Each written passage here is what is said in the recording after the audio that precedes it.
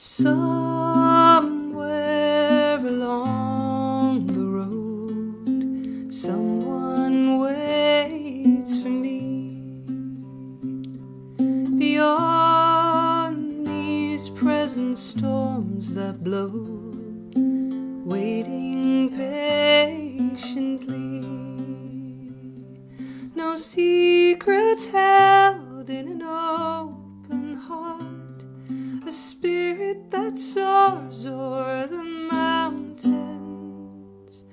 Somewhere along the road, someone waits for me.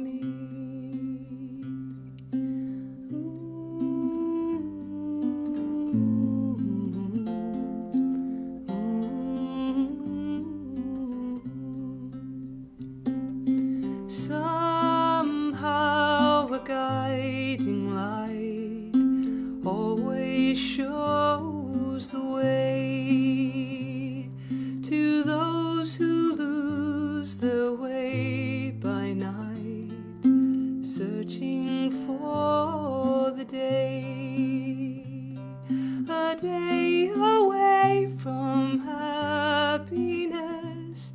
Tomorrow will bring a new sunrise. Somewhere along the road, someone waits for me.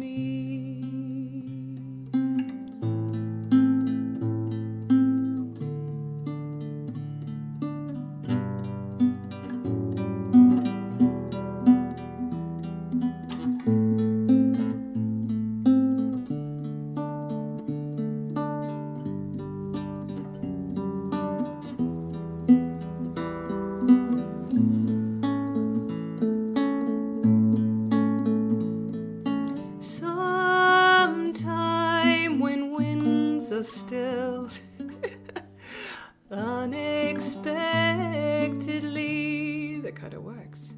Perhaps beyond this silent hill, a voice will call to me. Raise your eyes to see my world. Raise your voice and sing out.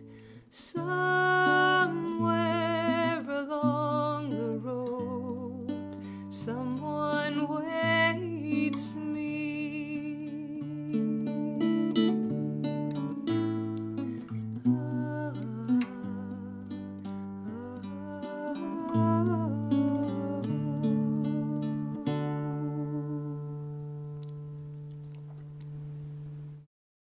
Okay, so I'm just going to talk you through what on earth I was doing, even the mistake I made.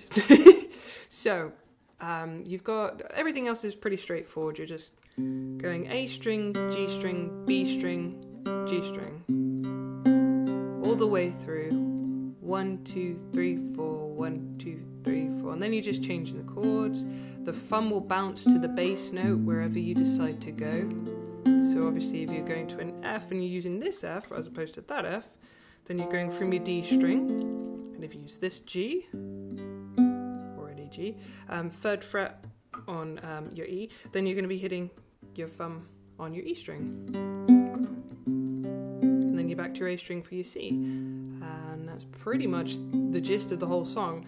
And then when you get to your suspension, so your C/G to G, what I do is I hold down my C over here, this note is C, hold that down, jump these guys up for G, forget the picking pan and pluck it because it sounds so sweet if you do. So same notes, still the G and the B string because that's the note that you're going to change, and then your thumb just comes up to the G up here on your E strings. You're just going to go pluck, pluck, okay? There are variations on that. You could go if you want and use a pull off. You don't have to. It sounds kind of harsh on my guitar today, but a nice soft little suspension like that is really sweet in this song. So that's your bit that goes, a spirit that soars o'er the mountains. It's just nice. It does it again down by, tomorrow will bring a new sunrise. and then it changes key in the second half of the song. So then it's going to be a D to an A. Now I always call this like a U2 progression because this is very U2. This is very With or Without You and Bad and all those awesome songs that I love of U2. So you're going to go a D to an A. So you're going to hold this guy down, hold your ring finger down, tell this guy to bar across, because there's no point in going, don't do it to yourself, much easier to just bar, okay? So you're barring to make an A, you're holding down that D, hit it, so same thing again, plucking this time from your A string, but still G and B, pluck, take that D off, pluck again, okay? So that's your bit where you go, raise your voice and sing out, okay? And don't worry if it's very soft and gentle because it's meant to be. It's a really soft and gentle part of the song. Let's see, what else did I do? Okay, so the middle section, A minor to D minor. Then you have your G. Then I call this a walk down, so I will leave the end of a G down. Even if I'm doing that version of G, I'll still leave the end down. And then we're walking down to E minor in a minute. So we're going to go G, then one finger on the F sharp, and just one finger like the end of G, like I said, into E minor. And then there's a little arrow on my score, just because I want your thumb to come over to your D string.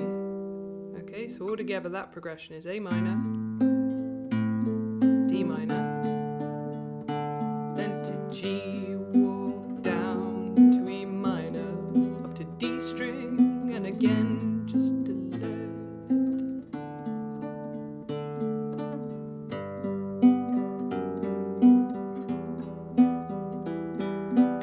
an A.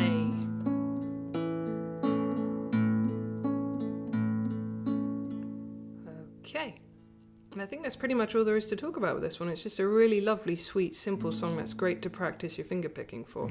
So I really hope you like it. That was Somewhere Along the Road. Thank you ever so much for watching. Thanks guys, bye!